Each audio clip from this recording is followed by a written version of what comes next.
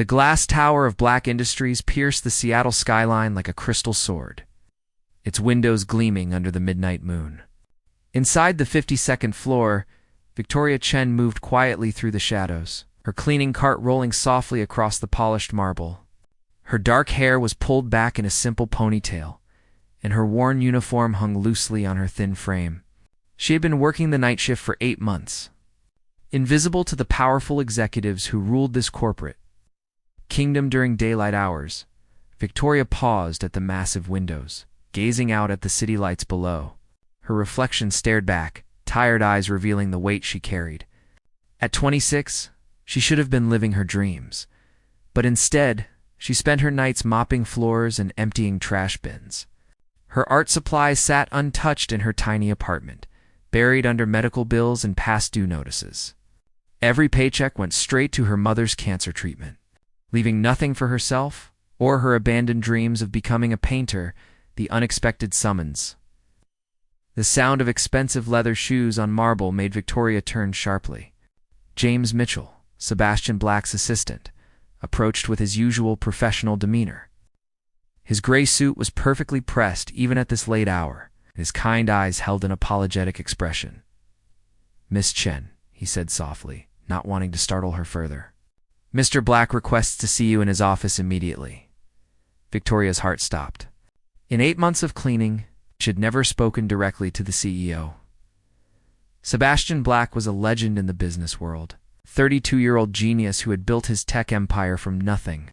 Stories about his ruthless business tactics and cold personality were whispered throughout the building. Employees spoke of him with equal parts respect and fear. "Did I do something wrong?" Victoria asked, her voice barely above a whisper. Her hands trembled as she gripped her cleaning cloth. James smiled gently. "I don't believe so. He simply wishes to speak with you." Victoria followed James down the long corridor, her heart pounding with each step. The executive floor felt like another world, with its rich wooden panels and priceless artwork. She had cleaned these halls countless times, but walking them as a summoned employee felt entirely different. The shocking encounter Sebastian Black's office was a monument to success. Floor-to-ceiling windows offered a breathtaking view of the city, while expensive furniture and awards lined the walls. Behind an enormous mahogany desk sat the man himself. His dark suit jacket hung on a nearby chair.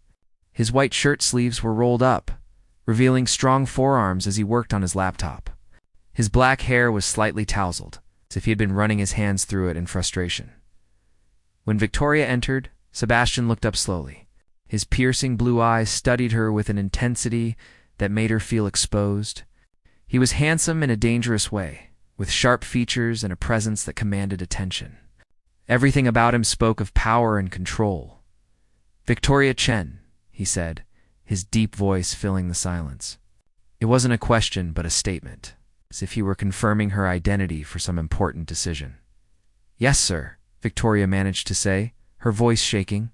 She clutched her cleaning cloth like a lifeline, was unsure whether to stand or sit. Sebastian leaned back in his leather chair, never breaking eye contact. "I have a proposition for you." "Please, sit down." Victoria perched nervously on the edge of the chair across from his desk, her back straight with tension. The silence stretched between them like a taut wire. "The impossible offer, I will pay you $5 million, Sebastian said suddenly. His voice calm and businesslike. Victoria blinked, certain she had misheard. $5 million was more money than she could imagine in 10 lifetimes. It could pay for her mother's treatment, buy them a house, and allow her to pursue her art without worry. For what? She whispered, though part of her already feared the answer. Sebastian's expression remained unchanged. "To carry my child," the words hit Victoria like a physical blow. She gripped the arms of her chair, her knuckles turning white. The room seemed to spin around her as the full meaning of his proposal sank in. He wanted to buy her like a possession, to use her body for his own purposes. "You want me to be your mistress?" she asked, her voice cracking with emotion. "Not exactly," Sebastian replied coolly. "I need an heir for my company. The board is pressuring me to marry and produce a successor, but I have no interest in romantic complications." This would be a business arrangement, nothing more. You would be well compensated and cared for throughout the pregnancy. The weight of desperation Victoria felt tears burning in her eyes. The offer was both a miracle and an insult. $5 million could save her mother's life and give them both a future. But the price was her dignity, her body, her self-respect. "Why me?" she asked through her tears. "I'm nobody. Just a cleaner." Sebastian's expression softened slightly. "You're honest, hardworking, and you need the money. I've watched you work these past months. You're different from the women in my usual social circle. You're real." The words stung because they revealed how he saw her. Not as a person with dreams and feelings, but as a convenient solution to his problem. Victoria stood up abruptly, her chair scraping against the floor. "I clean your floors, Mr. Black," she said, her voice stronger now, despite her tears. "I don't sell my soul." Sebastian leaned forward, his business mask slipping to reveal something almost desperate. "Think about what $5 million could buy. Your mother's medical bills. A new life. Freedom from all this." Victoria's breath caught. How did he know about her mother? Had he been investigating her, studying her like a stock option to purchase? "You have 24 hours to decide," Sebastian continued, his voice returning to its cold efficiency. "If you refuse, I'll need to find someone else. And I'm afraid your position here would become unnecessary."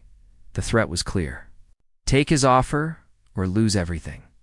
Victoria felt trapped between impossible choices.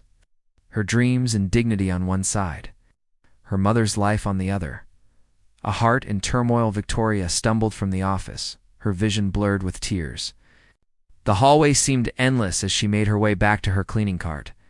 The weight of Sebastian's proposal pressed down on her like a stone, crushing her spirit. How could someone be so cold, so calculating about something as sacred as bringing life into the world?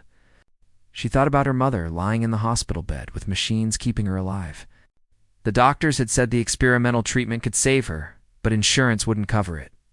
The cost was astronomical, impossible for someone earning minimum wage as a night cleaner.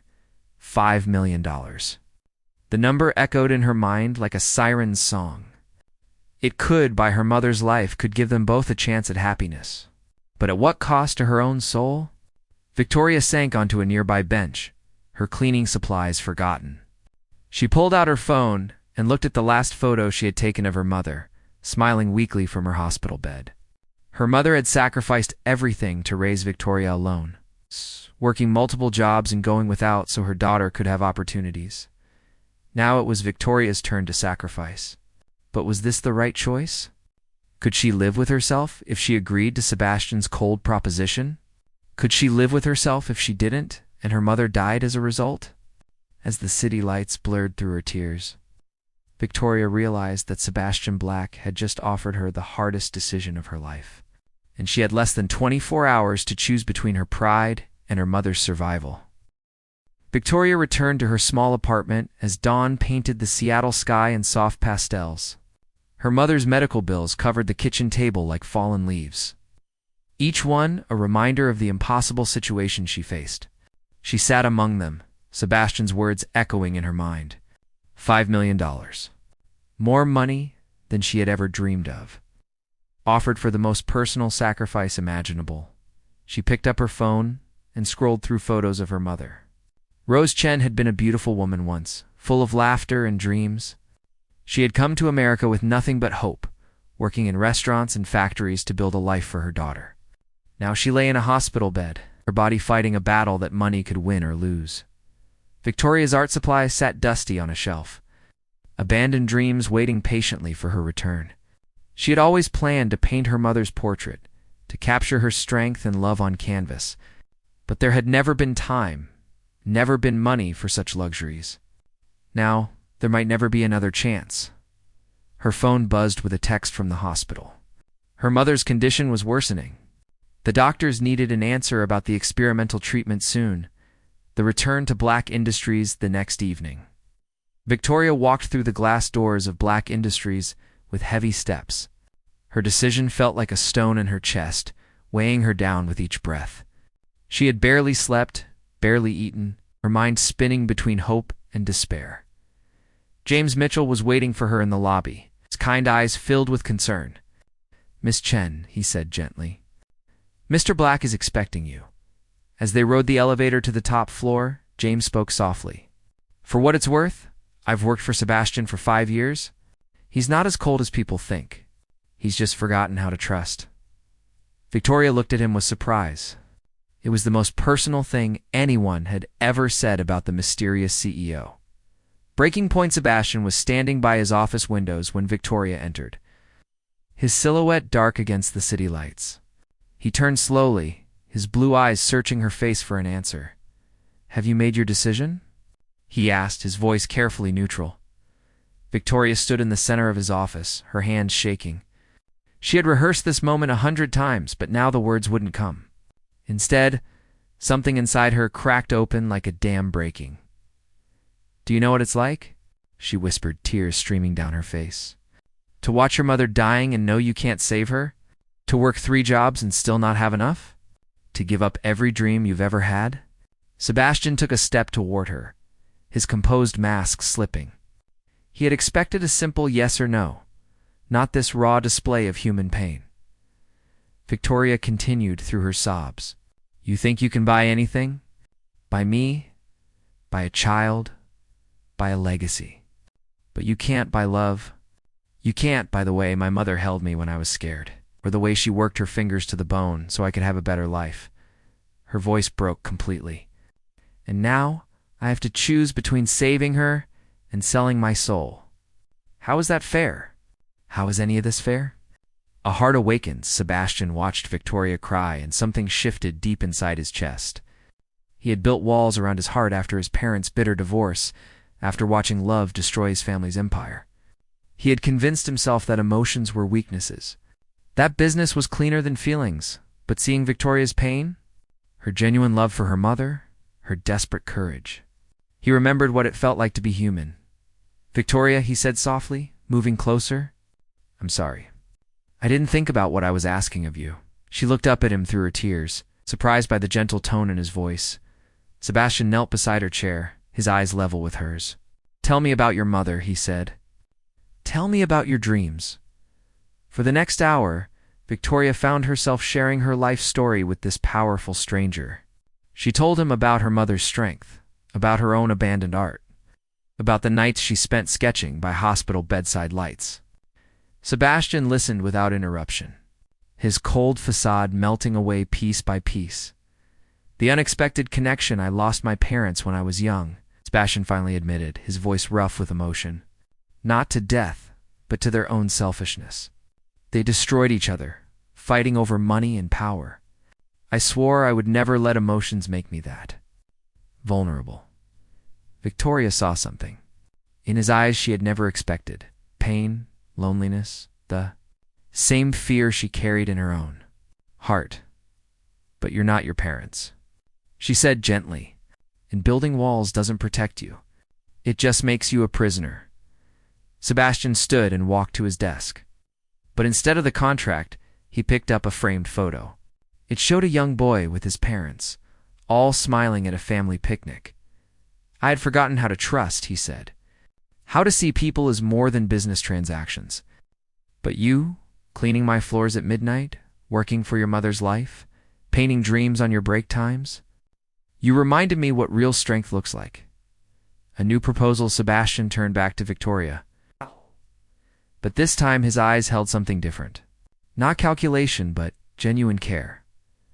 "I have a new proposal," he said, his voice warm. "Let me help your mother.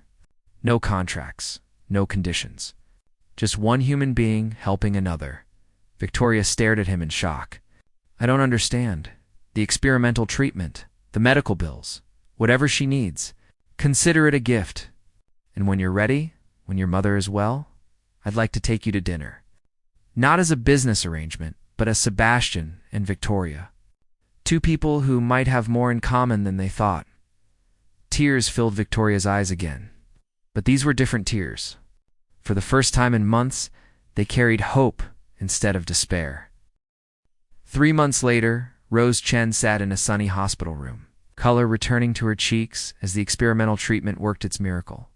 Victoria held her mother's hand, hardly believing the transformation. The woman who had been fading away was now laughing, planning, dreaming again. This Sebastian, Rose said with a knowing smile. He must be very special to help us without asking for anything.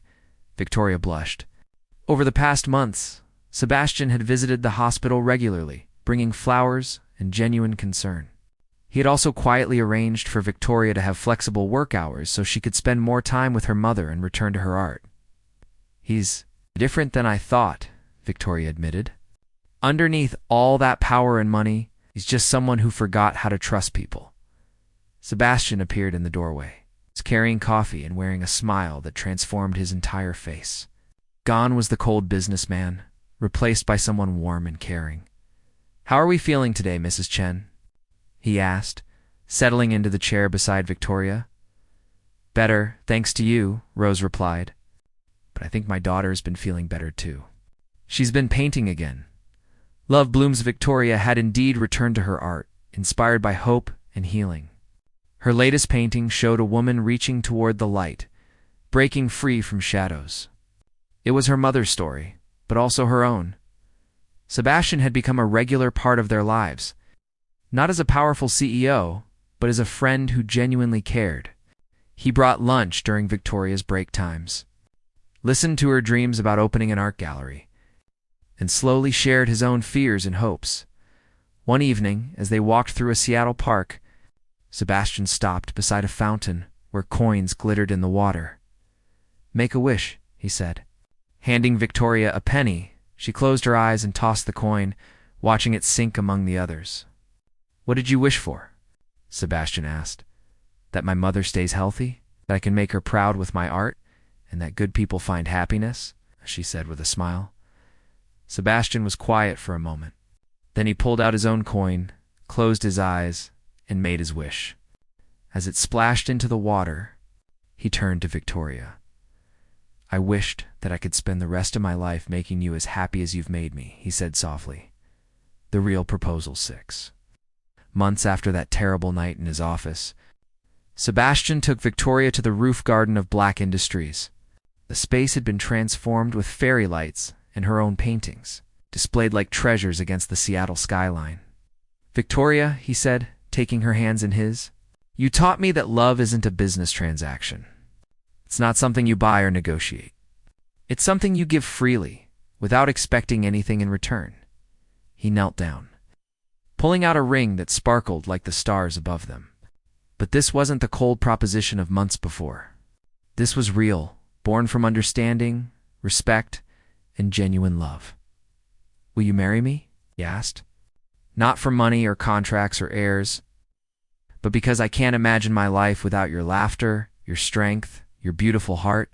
Victoria's tears were pure joy as she said yes. Around them, the city lights twinkled like approval, and somewhere in the distance, her mother was probably crying happy tears of her own.